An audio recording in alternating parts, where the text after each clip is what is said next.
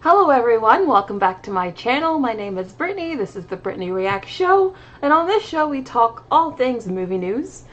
We have some good things to talk about. I have to admit straight up off the top, there's like no news this week. Oh no, not again! I always forget to do this. Okay, there's like no news. I don't know what's going on, but like back when I was doing a stream every day, like, I don't think this would have been possible this year, which is something that I kind of saw coming because of the strikes, because there's just no news. Even after a whole week, I had to really, like, scrounge together some news for us to talk about. There's, like, nothing happening. So that's why we're talking about the Fall Guy looking like it's about to flop. That's why we're going to talk about the Dwayne Johnson drama. That's why we're going to talk about the Inside Out 2 trailer, that's a Japanese trailer. Yes, we're talking about an international trailer, but it shows enough new content that's why I'm bringing it up, because it's actually, like I said, they actually showed a lot of new stuff in it, so that's why I'm going to talk about it. But other than that, just a lot of little, like, smaller stories, but I thought we still had to have a show, we still had to have something to talk about, so I'm here, we're going to talk about it together. How are you guys doing? Hi, Astronomy. Hi, Boy Cochina. Hi, Del Pedro. Hi, Madonna. Hi, Miss Kitty. Hi, CD Woods. Hi, Ethereal Dragon. Hi, Natanya. Hi, Valerie. Hi, Sunset Draws. Hi, Bloop. Hi, Gonfin. Hi, DeBoy. Hi, Rulu Nuru. Hi, Red Banana Green. Hi, Jonathan. Thank you to each and every one of you who comes to my show. I deeply appreciate it. You guys are so appreciated. You guys have no idea. All right. So before we talk about the Fall Guy, I do want to know, what are you guys' thoughts about the movie? Has anyone in my chat seen it? Were you guys looking forward to it? I did kind of mention it briefly a little bit. I didn't talk about this movie that much because, to be honest, I feel like because I spend so much time paying attention to the entertainment news space, I kind of saw this coming, this flop coming, just because I don't think that the marketing for this movie has been that strong. I don't think the trailers have been that strong, so I haven't really been talking about it that much, just because I never really had a lot of faith in it to begin with. So what did you guys think about this movie? Did anyone see it? Jonathan says, I was at the premiere of The Fall Guy. There was a bike ramp stunt and parkour swinging from the box seats in the Dolby Theater. Wait, what? Wait, so your theater had a bunch of, like, stunts for you guys? Is that what you're saying? That's kind of cool. CD Wood says, I've seen so many people talk badly about The Fall Guy, so it's not looking good. Yeah, I do think it's getting some mixed reviews. I think critics seem to like this more than audiences so far, which has been, I think, a pretty consistent trend this year, which is interesting. I haven't seen it myself, but I've watched a couple of reviews, and yeah, they're kind of all across the board. Yeah, Nicholas, I didn't even know that The Fall Guy was based on an 80s TV show until recently. I had no idea. I've never heard of The Fall Guy before. I thought it was an original property. So little did I know this is still a reboot of some sort. So yeah, it's still not original. Well, let's get into the box office since we're talking about it. I'm sorry for being a little bit late today. So yes, The Fall Guy earned $28.5 million in its domestic box office opening weekend. And the worst part is, it has a budget of $130 million. $130 million, y'all. $130 million. For this kind of movie, where rom-coms really haven't been doing all that well. Yeah, Anyone But You did well, but that was an outlier amongst a sea of other rom-coms that did not do well. Yeah, you've got some big name talent here. You've got Emily Blunt and you've got Ryan Gosling, two very well-known people who are generally well-liked, that were in two huge movies that came out last year. I mean, Barbenheimer, hello. The fact that this movie can't even open to $30 million domestically is a bad sign, not just for this movie, but for kind of all movies. This is just a sign that the box office and theaters in general are really weak right now. Because this movie, on paper, should have everything going for it. I mean, it's got the stars. It's a lighthearted action rom-com. It's starting off the summer. Like, it has, on paper, everything going for it, yet it's still kind of flopping. That just means more and more people are being like super, super picky about what they see in theaters, and a lot of people just decided this was not theatrical worthy. And I have to be honest, as someone who I now feel like I don't have to go see every single thing in theaters anymore, I'm being more picky about what I see. And this to me seemed like a streaming movie. Not gonna lie. I actually just watched Anyone But You the other night for the first time because I was like, that's a streaming movie. And I'm so glad that I didn't see it in theaters. I'm not gonna lie. I thought Anyone But You was the very definition of a streaming film. In fact, it's Coincidence the movie. If you've seen Anyone But You, that movie is just Coincidence the movie. I didn't really care for it that much. I mean, yeah, it was light and sweet, and if you don't think about it too hard, it's an okay movie, but I would have felt duped if I had seen that movie in theaters. So I'm glad that I saw it on streaming, and I think a lot of people are making that same decision, that they just feel like a lot of these movies are kind of mid when they do go see them in theaters, so they're just waiting to go see them at home.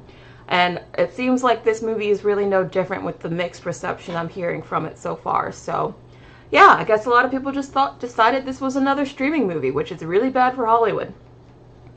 Du Bois says, I mean, it didn't balloon like a Disney budget does, but that's still pretty huge. It is pretty huge.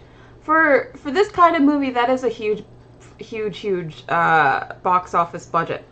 Now, hold on, sorry. Worldwide, it did open to 65.4 million, which is a little bit better, but still not. I mean, they're gonna have to really hope this movie has long legs, because then it can maybe break even. I did say on my like top 10 movies of the summer list, if you guys watched that stream, I did have this at number 10 on my list. I said I had it making about 200 million. I mean, at 65.4 million worldwide, I can see it getting to 200 million. But unfortunately for them, because the budget is so high, that would not be breaking even for them. I'm pretty sure they would still be in the hole, at least theatrically. So it's still too low of an opening, really, to like say this is like a huge hit. For now, this is looking like a flop. Maybe it'll have long legs and maybe it'll make up the difference, I don't know. But from now, just from looking at this opening, it's looking like a flop. So are you guys surprised by this flop? Were you planning to see this in theaters? What do you think? CD Wood says, I'm one of those people who think that a movie is streaming worthy. I don't need to watch it in theaters, although I might pirate. Interesting. Yeah, I think more and more people are making that call in their head. They're like, what's considered a theatrical movie? What's a streaming movie? I think a lot of people have in their heads that a streaming movie is like a certain kind of film. And to me, this movie does kind of look like a streaming movie. Astronomy says, Stop it! Why is Siri always involving? Okay, anyway. Astronomy says, for this kind of movie, it should be 80 to 100 million. Yeah, if this had a budget of less than 100 million, I would say that this is a lot stronger of a box office, but because the budget is so high, so ridiculously high, it's not looking good for now. That's all I'm saying. It could leg out, maybe it will. Maybe it'll have really long legs. But if it doesn't, it's probably going to be a flop. Jessica's not surprised. Natanya's kind of surprised. Okay. Miss Kitty says, I've never heard of this, and I'm glad that I did not use my money. Yeah, I mean, I think the marketing could have been better. More people could have been aware it was coming out. That's true. Jessica says, the only promo that worked with this movie was the Taylor Swift Association, it feels like. There's a Taylor Swift Association with this movie? Is she in this? I don't think she's in this movie. I've never heard of Taylor being associated with this movie, so that's news to me. Du Bois says, I mean, it didn't balloon. Okay, I already said that. Gabby says, wow, that is such a high budget. Is it to pay for the actors? I'm sure some of that budget was to pay the actors. Yeah, I'm definitely sure some of that budget was to pay the actors, for sure. Okay, Du Bois says, out of interest, why do you say it looks like a streaming movie? What differentiates it from a theater movie? I think for a theatrical movie, it needs to be a big event film, especially nowadays in 2024. And by big event film, I mean it needs to be inescapable. Think about Barbie and Oppenheimer and the whole Barbenheimer phenomenon that happened last year. Both of those movies were inescapable on social media. There were tons of memes about them, tons of TikToks, tons of social media posts. Like, it seemed like everyone was talking about them, and if you didn't go see those movies, you would have massive FOMO. I feel like for a movie to be considered theatrical worthy, people need to feel some sort of FOMO now. It needs to be a big event to get people interested to see it in theaters. Otherwise, they're just going to wait for streaming. And I think that's why we're seeing these kind of smaller movies not do as well. That's my theory, at least. I think this didn't sell itself as a big enough event to get people to want to go. Honestly, I think the future of movies is all the movies are heavily eventized, and they become like going to go see a concert or going to go see a Broadway Broadway show. Like, it's something you do rarely, only for like the nicest movies or like the biggest movies that everyone's going to go see. That's where I feel like the future of movie going is heading. I don't think there's going to be much space for smaller to mid-sized fare for very long, unfortunately. I think all those kinds of movies are probably just going to go straight to streaming. That's my prediction anyway. Moving on. It did receive an A-, which is not bad. It's not bad at all. I'm sure they would have liked it to be at least an A, but at least it's an A-. It's not in the B territory. It could, like I said, it could be a little better. I do think critics like this movie more than audiences. I haven't seen it myself, so I can't speak to the quality, but I mean, the fact that it's at least an A means that maybe there's some hope on the back end. Maybe it might have some legs, but probably not super long legs since it's an A-. Now what is doing well, which is very interesting to me, is Star Wars. I've talked about Star Wars a little bit on this channel, and most of the time I've talked about Star Wars, and we're going to talk about it later on as well. It's the fact that Star Wars is kind of dead. Like, the fan base is, what little fan base is still there, kind of hates most of the stuff that comes out. It's just a very toxic place to be in right now, the Star Wars fan base. But here's some positive news. The Phantom Menace had a re-release in theaters and earned $8.1 million in the film's domestic re-release. $8.1 million for a re-release. That's really, really good. That means there's still some interest in the older films. Maybe Star Wars isn't entirely dead, even though we're about to talk about The Acolyte later. This is actually pretty good for a re-release. Did anyone go see this in theaters? Did anyone care about seeing these Star Wars movies in theaters? Anyone? Vincent says, Angel Studios is a non-Hollywood studio that makes movies with a lower budget. True. Angel Studios is probably like the model that other smaller studios should probably emulate if they want any sort of success in theaters. Because I feel like Angel Studios is the only real like non-Hollywood studio that's able to like get big numbers the way that they do. No, says Red Banana Green. Rulu Nuru says, no, haven't watched anything Star Wars. I forget my audience has, like, no interest in Star Wars. Which makes sense, because I don't really talk about it. But I just thought it was interesting that it managed to do this well, despite the fact that this movie is quite old at this point. It means that there's still the fan base isn't completely dead. Star Wars does still have a pulse. So that's good for Disney. Because this could have been a lot worse, so good for them. Now, Furiosa is tracking to earn between 40 to 50 million in its domestic opening weekend, while the Garfield movie is eyeing to open to 35 million during the same time period. They both open on the same day. Very different movies. Obviously, they're aiming for very different audiences, though it does look like Furiosa is aiming to do kind of decent. Like, if it opened to 50 million, I would say that's actually a pretty good opening for Furiosa. So that's very encouraging. The Garfield movie, I do think that's quite low for a kid's movie. Especially since The Big If, that Ryan Reynolds movie, is tracking to open higher than this. If that If movie opens higher than the Garfield movie, that would be pretty bad. Because that If movie, to me, looks so freaking bad. I can't believe it's tracking well. But anyway, this is quite low for a kid's movie, especially for a kid's movie that's based on something as known as Garfield. I would say that's a pretty bad opening, but this is a very good opening for Furiosa, so I've got my fingers crossed for that one. Maybe that'll be the surprise hit of the summer or something. I have a lot of high hopes for Furiosa. I still think this one could do pretty well. Are you guys surprised by the low opening for Garfield, though? I do feel like this is quite low for that movie. You guys are making so many Garfield jokes. Do I have a lot of Garfield fans in my chat? That's interesting. Vincent Hull says, do you think Sony will have a bad 100-year anniversary like Disney? No, because I don't think you can have as bad of a year as Disney had. The thing about Disney, it wasn't just that they had a lot of flops, it's that a lot of those flops were like massive, gigantic, biggest flops of all time kind of flops. Like, for example, the Indiana Jones movie. Like, that's a massive flop that just cannot be topped. So, no, even if Sony has a bad year this year, they just can't have a bad year or worse year than Disney, because Disney just had a terrible year. Why do you feel bad, Frankie?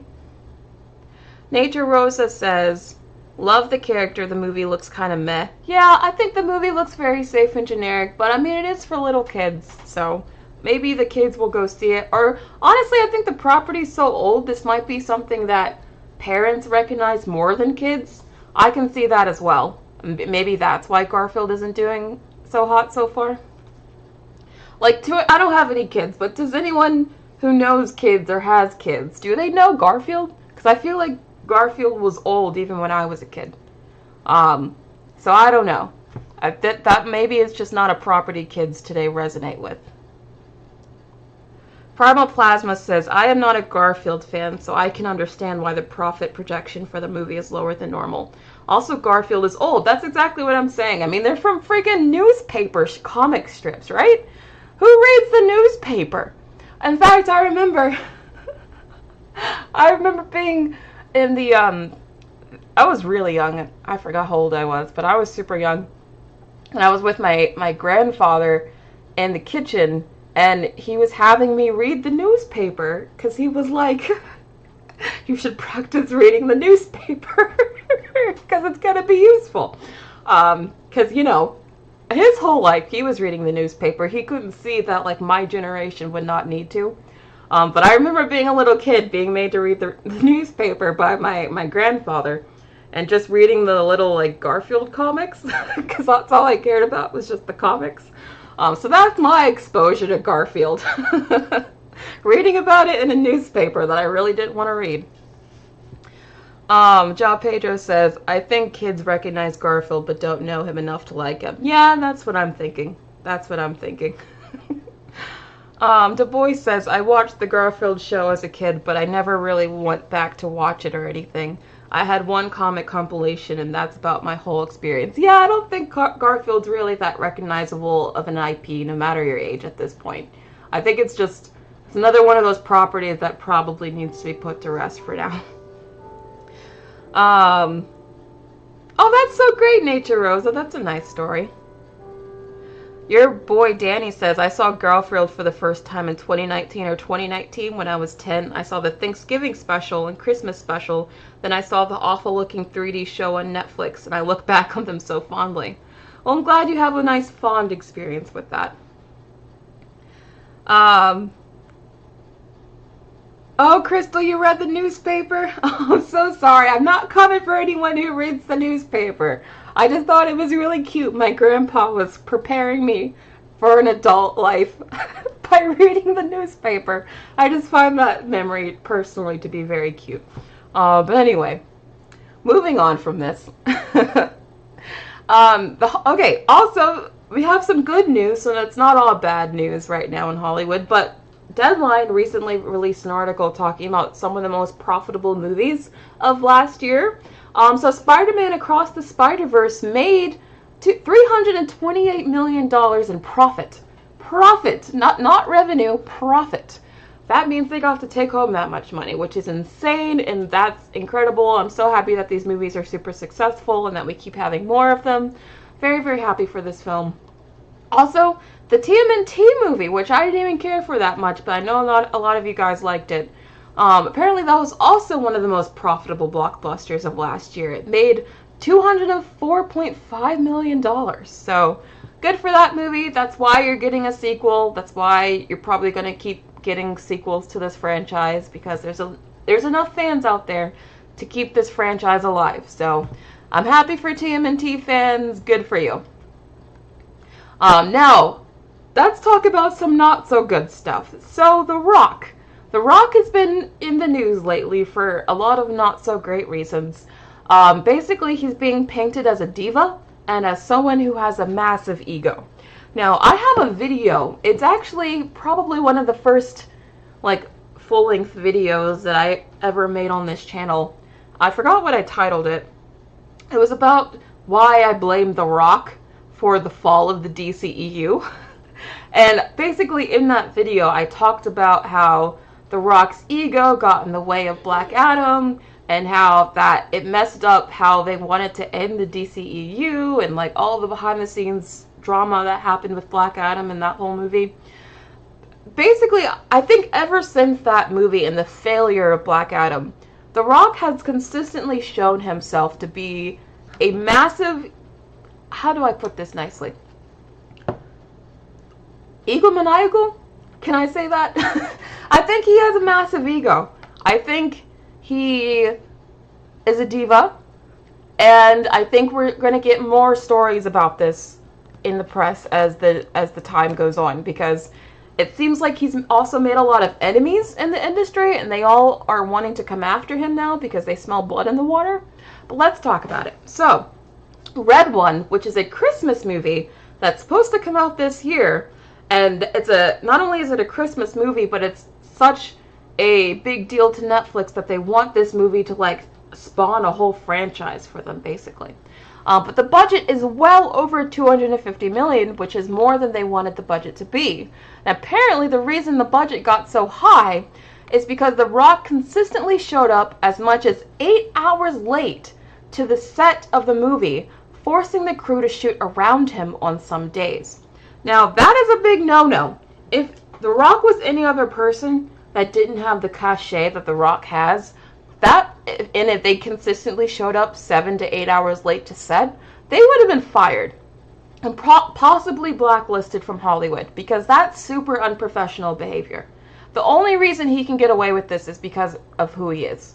I mean, to make people wait all day for you, I mean, showing up 7 to 8 hours late isn't just showing up late. That's basically not showing up at all. And they had to shoot around him because of his tardiness, and he got the budget way over the way how much it's supposed to because of that. I'm sorry, but to me, there's no defending his behavior here. I think he's acting like a tool. I think he's acting like a diva. And I think he acted like he was better than everyone else on that set, and everyone else just had to wait for him because he's The Rock and he can do what he wants. But apparently, on the set of Red Notice, Ryan Reynolds and The Rock actually got into a huge fight because Reynolds had to wait 5 hours for him.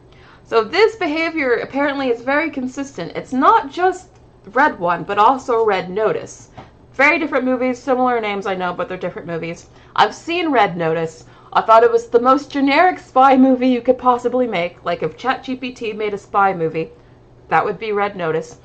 But apparently, he and Ryan Reynolds couldn't even get along because The Rock kept showing up kept showing up to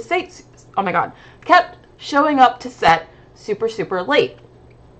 So, I feel like this again is just, he's been completely bought by he buys his own image, his own persona. I think he doesn't think about how his actions affect other people, because this is what his behavior is showing me. And to be honest, I think that this behavior is going to be his downfall. Because before the whole Black Adam situation, The Rock had a lot of fans. He still does, to be fair, but I think that fan base is dwindling. And it's because of his own behavior. If there's more and more stories coming up like this, like, oh, it was awful to work with The Rock because of X, Y, and Z. Oh, this person almost got into a fight with The Rock over X, Y, Z. I mean, I really feel like, again, this isn't just the first couple of stories we heard about him so far. I mean, if you guys remember, he recently got into some hot water with Oprah because him and Oprah were trying to get people to donate to a charity when, first of all, both of those people are the last people in the world to be asking other people for money, especially Oprah. And secondly, apparently the way that this whole charity worked for them was that if people donated money, they would actually profit out of it. So not only were they asking other people who had significantly less money than them for money, but they were also doing it in a way that they could profit from them. So that was another scandal that The Rock was involved with Oprah. That was a few months ago. And that was like another thing that I think made a lot of people get the ick from The Rock. So I feel like there's a lot of these stories kind of slowly trickling out about his behavior on set and how he's kind of a bit of a diva. And I feel like this behavior is only going to be his downfall. I'm not going to lie. But what do you guys think? What do you guys think? Crystal Clark says, but wow, I thought he was humbled, but I guess the popularity got to him like many other celebrities. Yeah, you can definitely tell he's drunk on his own power. He's drunk on his own ego. That's how I would describe him. Astronomy says Netflix makes a lot of generic movies. It's about quantity, not quality. They have to keep feeding the machine. This is content, not art or cinema. Yeah, I would say Red Notice was definitely just content. I would not say Red Notice was art by any stretch of the imagination.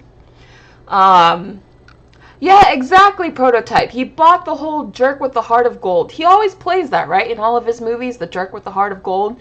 I think that's really what he wants to be seen as, or what he really thinks he is. But I think he's just a jerk. I don't even think he has a heart of gold. I think he's just a jerk. Miss Kitty says, I've never been a fan of The Rock and Oprah. Yeah, honestly, same with Oprah.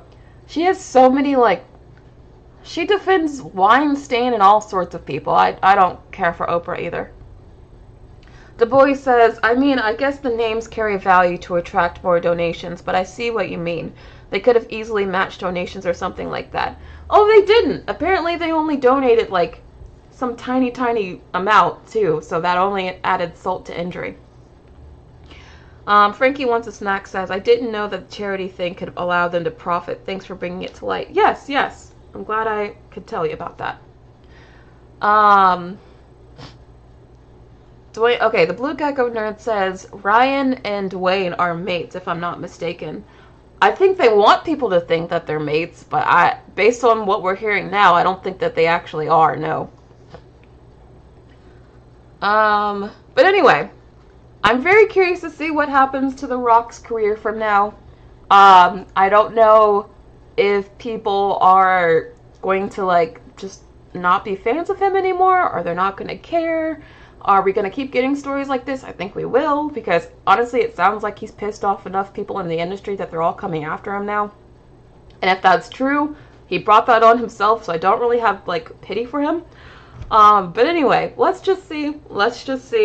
Yeah. I used to like The Rock. I used to like The Rock when I bought his persona, but I don't buy his persona anymore, so not a fan of him. Sorry. Du Bois says that's also super shady. The whole idea of charity is that it's not for profit, right? Yep, you would think, but a lot of charities, that's why if you ever donate money to a charity, really do your research on that charity and making sure that that money is getting to the right person. Because there are a lot of charities out there that are just pyramid schemes, and a lot of that money does not go to the people you think it's going to. So be do a lot of research when you donate to charities, because not every charity is the same, and not every charity is even good. Boy Kachina, thank you so much for the super chat. Dwayne the Johnson. He doesn't even I think for a while he tried to get rid of the whole The Rock name, but it just stuck so much he got used to it, because I think he prefers being called Dwayne Johnson, but people still call him The Rock anyway. But anyway, moving on to the next topic. So Ryan Reynolds revealed that one of his ideas for Deadpool 3 was to make it more like a Sundance film, which would have had a budget under $10 million, which is kind of crazy. Sort of used the IP in a way that they previously hadn't used. I I understand the thinking behind this. I do. He was probably thinking he wanted to have a smaller budget, kind of like the first Deadpool movie had a smaller budget to try to constrain him creatively, because I think it did help the first movie quite a lot to have a small budget, because they were just able to focus on the right things and not just, you know, have a bunch of explosions just for explosion's sake. But having a budget under 10 million for a movie like this, I think would have been going too far in the wrong direction. I think that would have been too small, especially when you have two major stars like Ryan and Hugh Jackman. I mean, there's just no way. There's just no way they could have had a budget that small. And everything else, all the cameos and everything, there's just no way. It would have been a very different movie, and probably a worse movie. I haven't seen Deadpool and Wolverine yet, but I can guarantee you a movie that cost less than $10 million would have been a worse film.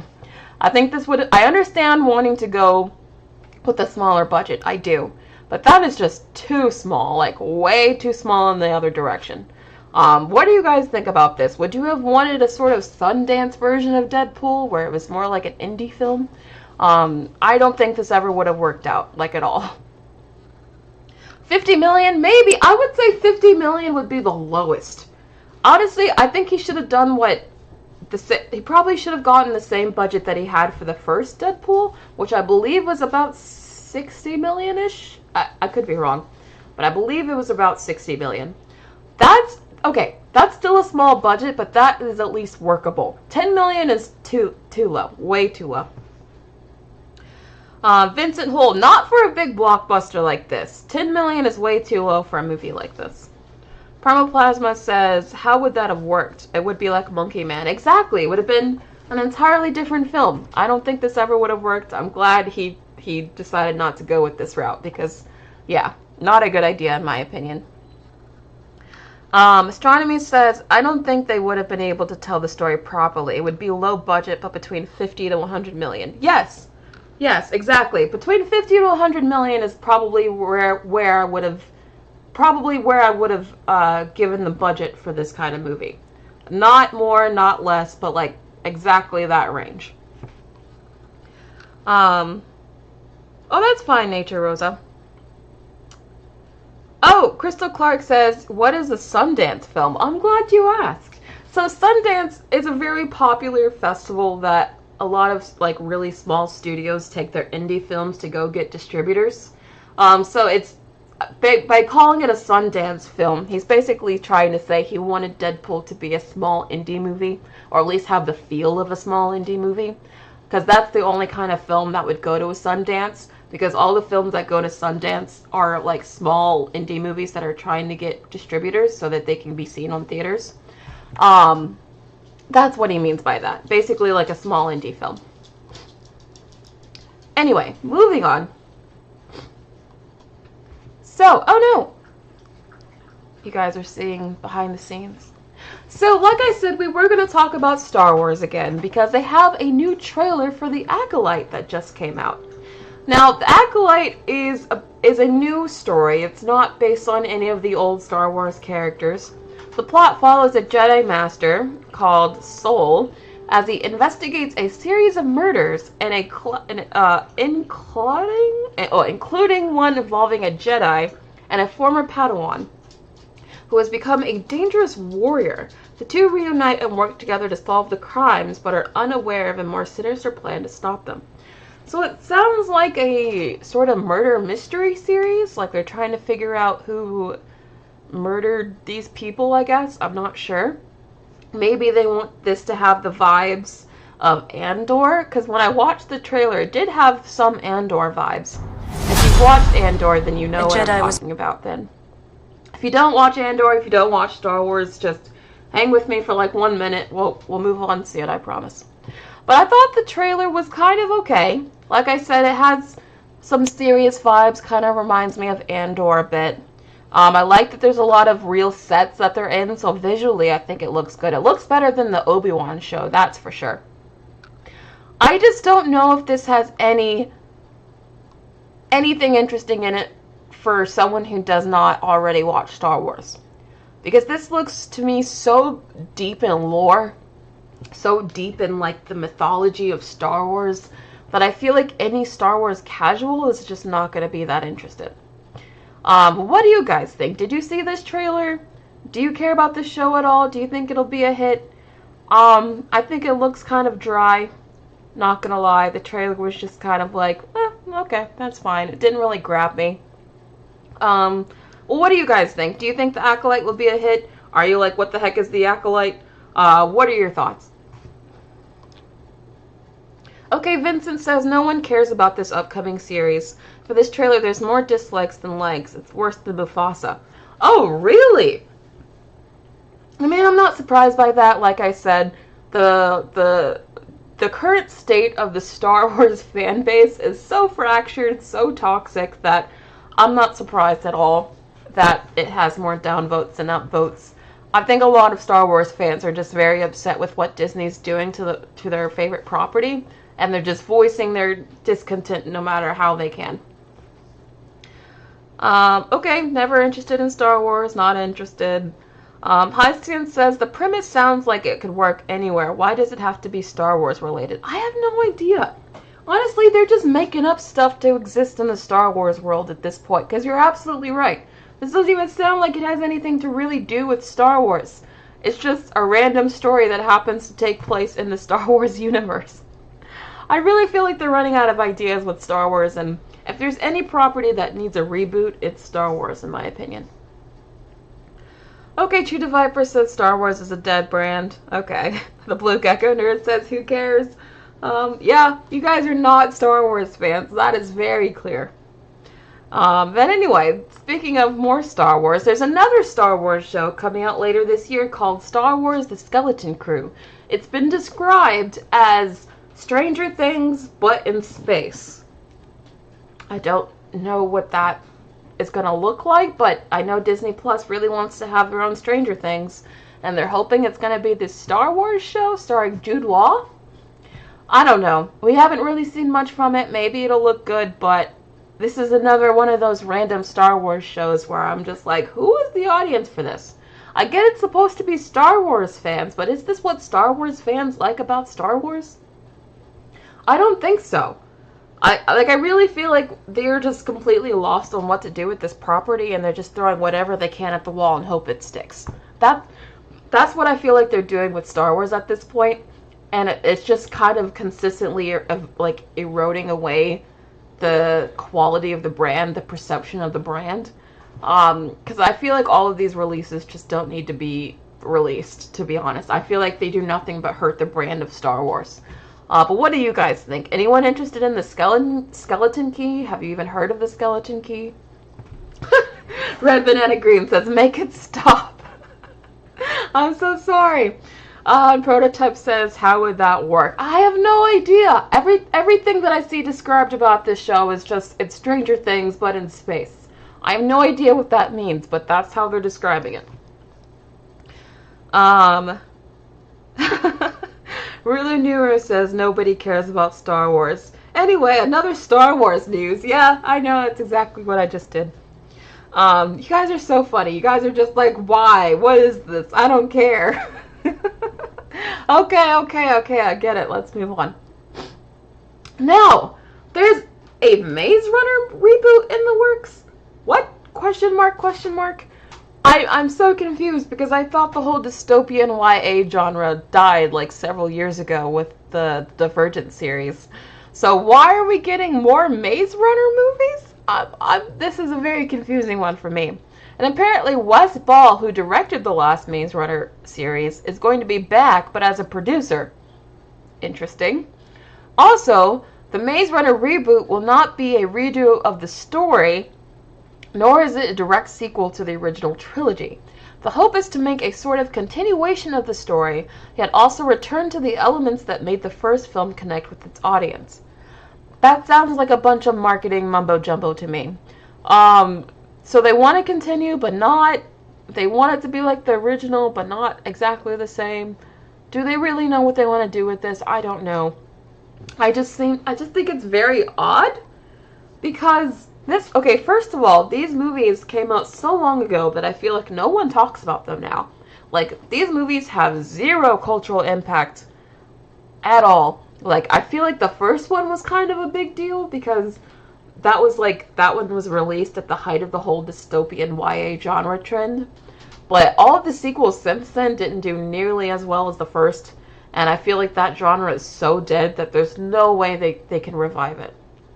Do you guys want to see more Maze Runner? Do you guys think this is a smart idea? Do you think there needs to be more Maze Runner? I mean, what do you guys think? Yeah, the tweet does sound like word salad, yeah. I love how you guys are agreeing with me that this is just marketing mumbo jumbo, because it really doesn't mean anything. Prototype says, reboot, has it already been 10 years since the first Maze Runner movie? I think it has. Believe it or not, I think it has been 10 years since the first Maze Runner movie. I know, I'm with you, time doesn't seem real anymore either, but I think it has been 10 years.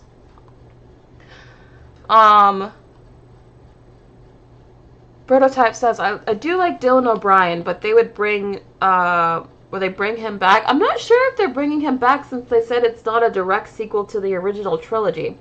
So I'm not sure. I do like Dylan O'Brien a lot, but I feel like he can do better than this. Like, I just hope he can do better than this, you know? If he's still making Maze Runner movies, and that's the best he can do after Teen Wolf, that's just sad, because he has a lot of potential. Yeah, the movies did get progressively worse. Rebed Banana Green says, more CW cast movies. How about no? It did feel like a CW movie. It did, didn't it? I don't know, man. It's just crazy. I don't understand why they're making more of these. And then, that's the thing. Hollywood keeps acting like, oh, we don't know why our movies aren't doing well. We don't know why people aren't going to theaters. And then they make decisions like this, and you're like, why are you confused?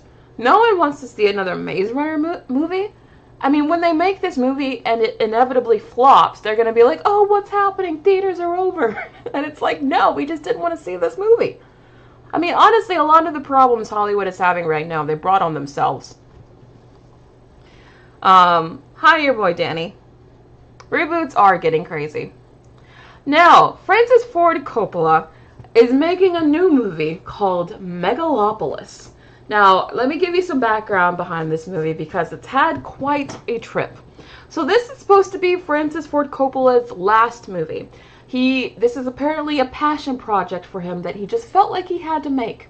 And yet he felt so deeply about making this movie that he self-funded it because he couldn't get anyone else to fund it for him.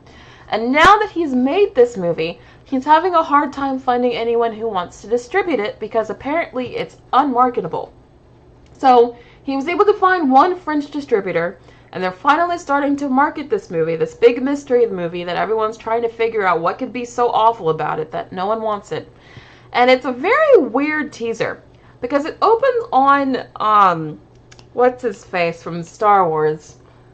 He'll probably hate that I described him that way, but it's true. Adam Driver. It opens on Adam Driver at the top of the Empire State Building, looking like he wants to kill himself. He gets out of the window, and literally the whole teaser is just him on the top of the Empire State Building. He's about to jump, but then he like freezes time, and he makes all the cars stop or something, and then he decides not to kill himself in the end. I don't know. Very, very weird teaser. But I'm just happy that we're finally getting something about this movie just because I've been hearing so much about it and how weird and avant-garde it is. So I want to see it just because I want to know how strange and unmarketable it is, and that's all I keep hearing about this film. And you guys know once I hear enough crazy things about a movie, I eventually want to see it. And I've heard enough crazy things about this movie that I now want to see it. And if this is all they can show from this movie, it's just this one scene from the teaser, this movie must be pretty off the walls crazy. So I kind of want to see it now. Are you guys interested in this movie at all? I mean, really, it's Francis Ford Coppola. That's really the only reason why this movie's getting any attention. It's because of his name, and it's his last movie. But I'm very curious, like, what could be so unmarketable about it that, like, no one wants to distribute this movie?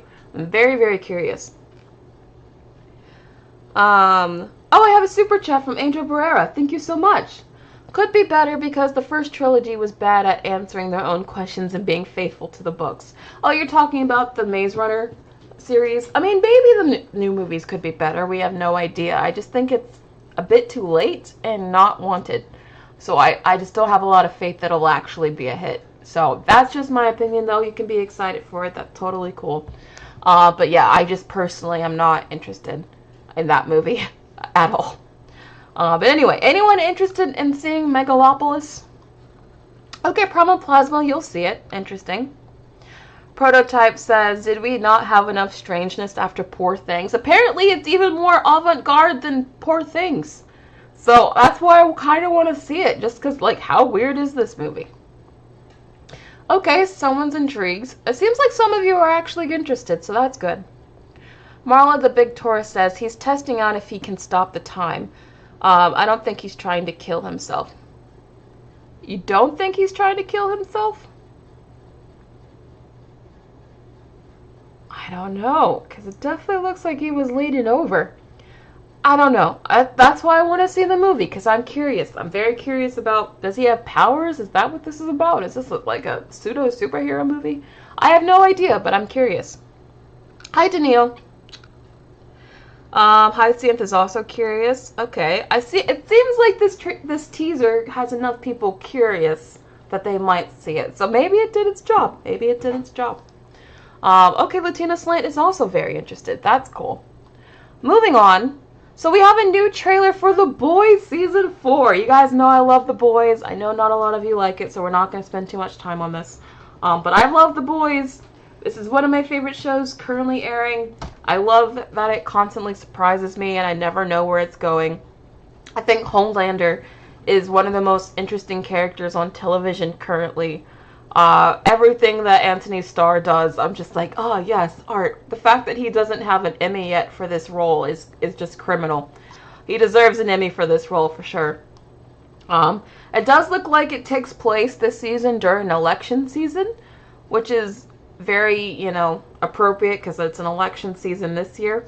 So I'm sure they're going to have lots of tie-ins to modern day politics and culture war stuff like they tend to do. Very, very curious to see how they address all that stuff. But I'm very excited for it. I think the teaser looks good. It looks very violent, as violent as you would expect from The Boys. So I don't know. I'm very much looking forward to it.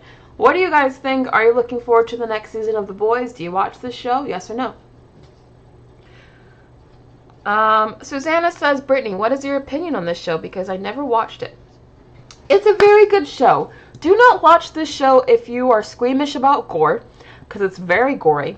Do not watch this show if you do not like anything graphic, whether it's blood or sex or cussing or anything like that, because it's a very hard R show. So don't watch it with your parents. But it's very, very good. It has a lot of commentary on what real life would be like if superheroes were actually real in a way that neither Marvel or DC ever really delve into. So that's what I like about it. There's a lot of political commentary in it, both subtly and very explicitly. There's a lot of really interesting characters. I love Homelander because he's a sociopath. I love me a good sociopathic character. He's okay, if you've ever seen the show Dexter, I love Dexter because I loved watching a show about a good serial killer who just has no empathy and whatnot. Homelander kind of reminds me of the even worse version of Dexter, and that's why I like him so much. So if you've seen Dexter at all and you like that show, I think you would like The Boys because it's kind of got a similar character in that he's a sociopath who will do anything. But it has even less morals than Dexter does, which is saying something. Okay, Du Bois says, what you're describing sounds awesome. It's on Amazon. If you want to watch it, it's on Amazon. So I highly recommend it.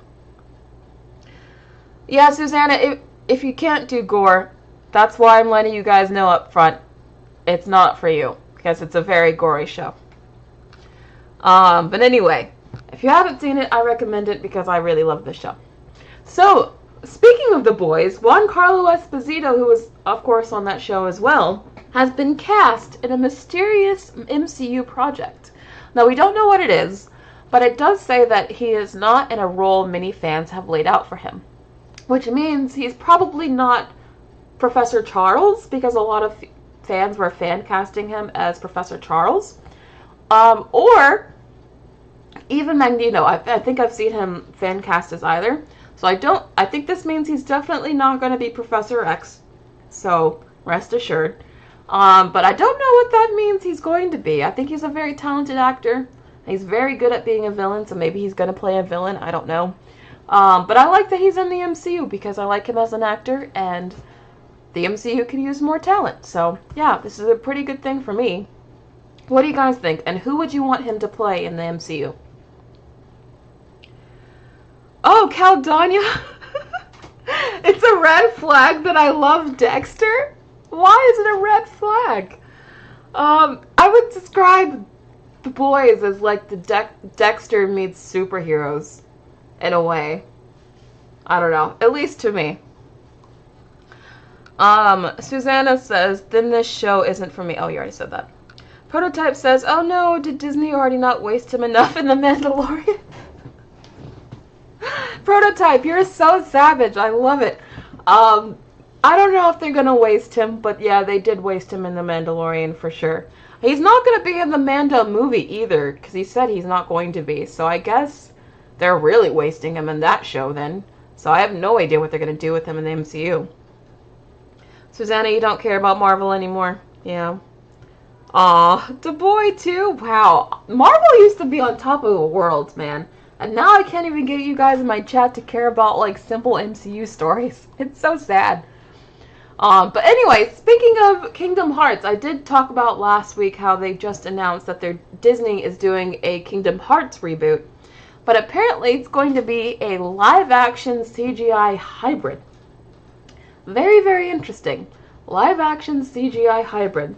So basically this is going to be kind of like the Smurfs, or it's going to be like the Sonic movies, where it's like half cartoon, half live action. I don't know how I feel about that. I really wish it was just all animated, because, I mean, the video game is animated. It would be really cool if it was all in that style. That's what I would have done if I was Disney. I feel like them going the half live action, half CGI hybrid route is a cop-out, because I really feel like they should just, like, wholly double down on the animated aspects of it. I don't understand how you can even do this as a live action hybrid. Like, are the humans, I guess, going to be, like, are they going to be live action, but then the other characters are going to be animated? Is that how they're going to do it? I don't know about this. I really wish they had just kept this all animated, to be honest. This is just a rumor. Just keeping that, you know, in check. This is just a rumor, but this guy tends to be correct more often than he's not, so that's why I'm basically treating it as a fact. What do you guys think about this? Do you think that a half live action, half CGI hybrid reboot of the Kingdom Hearts series, of that Kingdom Hearts game, is that going to be good? For anyone who's actually played the game, do you think that's something that Disney needs to be doing, or do you agree with me that it should be all animated? Yeah, like Who Framed Roger Rabbit, that kind of thing. Although if it's as good as Who Framed Roger Rabbit, then that might actually be a good idea, but I kind of doubt it. Susanna says, I don't know why, but I feel this could have been a Disney 100 movie. Yes! You're absolutely right. This should have been how Disney celebrated their 100-year anniversary instead of Wish. Because it has, like, all these various Disney characters from across the years in it. You could totally make this an Avengers-style movie full of Disney characters. This should have been how they celebrated their 100-year anniversary. Totally agree with you. Andrew Barrera, thank you so much for the super chat. I need to know how they'll handle the anime here. Probably how Netflix handles it, which is they make it exactly like how it is in the anime, just live action. That's how I imagine they'll do it. Yeah, it definitely should all be animated, Aaron. Totally agree. Yeah, all should be in 3D. I'm glad you guys agree with me. Nature Rosa thinks it's a bad idea. Yeah. Yeah, I feel like it's a cop-out to go half live action. I'm not gonna lie. It should definitely all be animated. moving on. So like I said, there is a new, I think this is an international trailer. I believe this is not Japanese. Maybe this is Chinese? I'm not sure what language this is, but it is an international trailer, and I wanted to share it with you guys because there's a lot of new stuff in it that I want to share. So we see a lot more of Riley at school, actually dealing with her emotions and not just what's going on inside of her head. So we see Riley. She's really into hockey, but she keeps having all of her emotions hijack her. We see her talking to her mom, but she keeps like cycling between the emotions, which is really neat.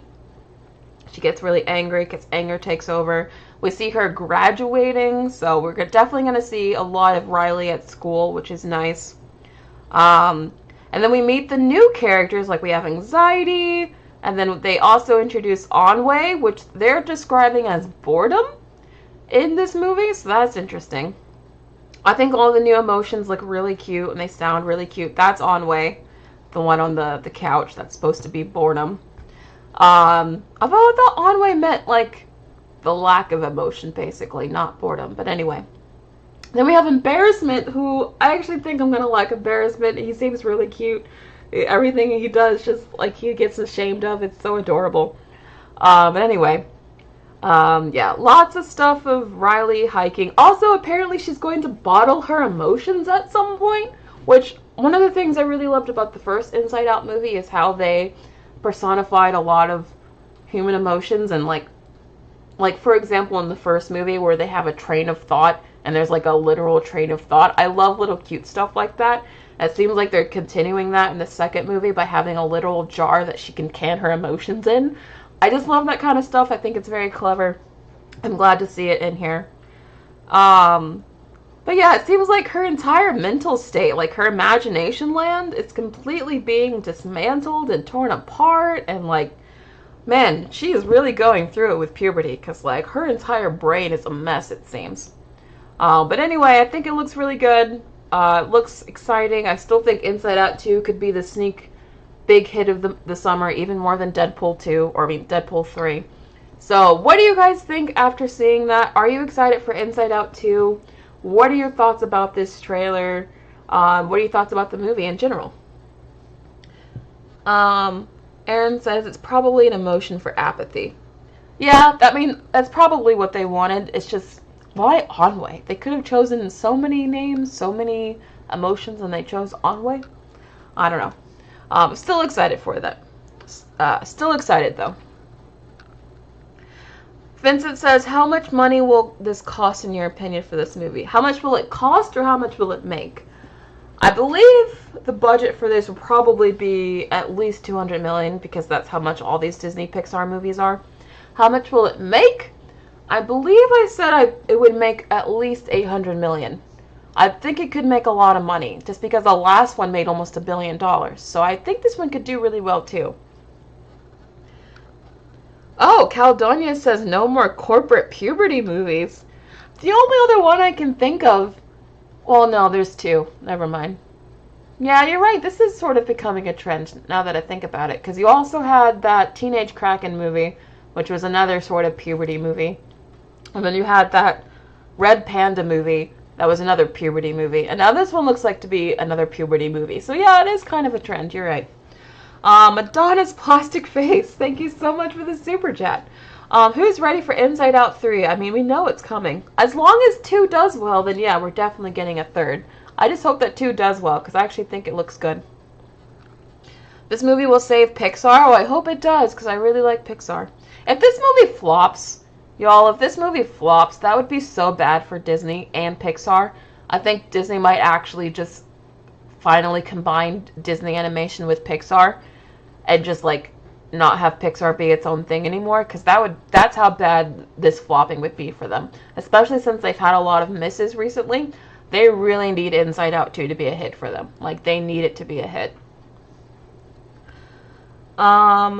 Vincent Hull says, this movie better not flop because of Disney's bad reputation. I know, if this movie flops, it has to be because of Disney's bad reputation. It has everything else going for it except for Disney's bad reputation. So I'm still hoping it does well, but we really don't know at this point because I think a lot of people are still very upset with Disney. So we'll see. Anyway, that was it. That is the show. I'm so glad you guys came to the show and we got to chat about all this stuff. I know there wasn't a lot of like big news to discuss. Like I said, because of the strikes last year, there's Hollywood's still trying to get back on board with a lot of things. So there's just not a lot of news right now. There's not a lot of deals being made, not a lot of movies being greenlit. There's not a lot happening right now behind the scenes. So sorry, there's not a lot of big stuff to talk about. But I thought this, I think we still had a decent stream today.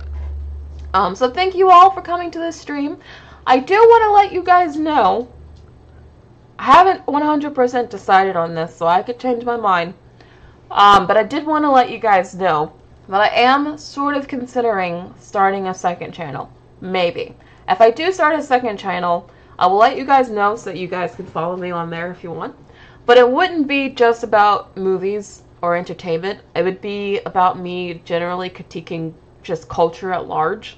So it'd be just me critiquing stuff that's happening in the music space, or just like a viral tweet or viral video or something, or just something that I want to talk about in our culture that I find to be a problem. I'm thinking about starting some sort of like culture critic channel. But anyway, I'll let you guys know if I start that. Just wanted to give you let you guys know that I'm considering starting a new channel. But anyway, thank you all for coming to the channel. Thank you all for being here. I really appreciate it. I will see you next Sunday. And I'll see you then. Bye.